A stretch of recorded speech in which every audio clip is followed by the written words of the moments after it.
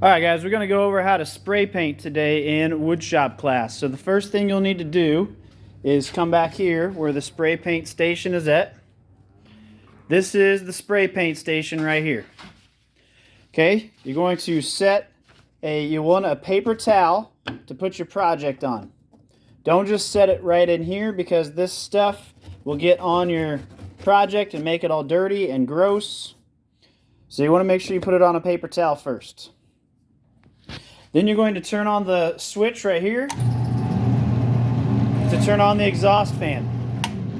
Now I'm going to keep that off right now so you can actually hear what I'm saying, but when you paint, you want to make sure you leave that on the entire time. There's usually several different colors up here and along the side here. If a can runs out, just let me know and I'll have a replacement for you so that you can paint whatever color it is you want. You're going to take your can of paint. Okay, here's where the paint comes out, obviously. So you would point that part towards your project and you squeeze the white part here. You want to make sure that you push all the way down so that the paint comes out. If you only push a little bit of the way down, the gas part will come out and the paint stays inside the paint can and then it gets wasted. So you want to make sure you're pushing the button all the way down. Okay, so the next step is you're going to shake it up really, really good.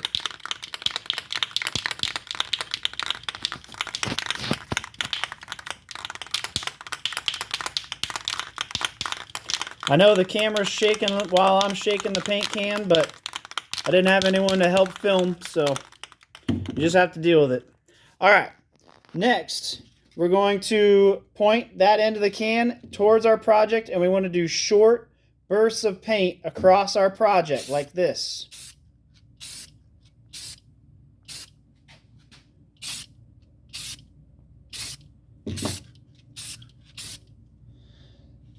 Now, if you need to turn your project so that you can paint the other ends, my suggestion is to grab your paper towel, rotate your paper towel, and then you can get to the end.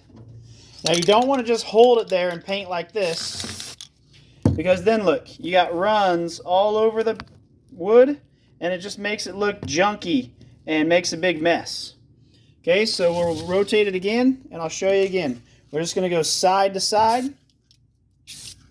A little bit at a time will get you the best finish. Now, once that's done, you're going to take this and put it in your locker. My suggestion is pick up the paper towel. This is going to be kind of tricky to do while I'm holding on to the phone, but you'll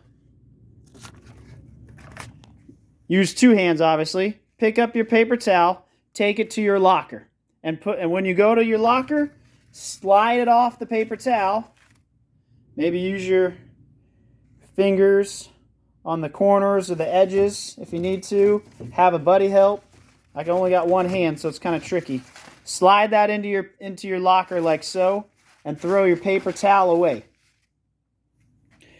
Don't leave it on the paper towel because then the paint will dry to the paper towel and it'll stick to the project and you'll have to sand it off. It won't come off very easily.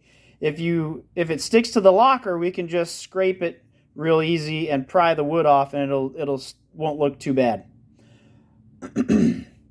Now, the best way to paint your project is multiple thin coats. So you want to let that dry overnight. Now, once it's dry overnight, when you run your fingers over this, you'll probably notice that it feels kind of rough and gritty, even though you spent all that time sanding it. And that's because the oils that are in the spray paint react with the wood fibers and make them stand back up.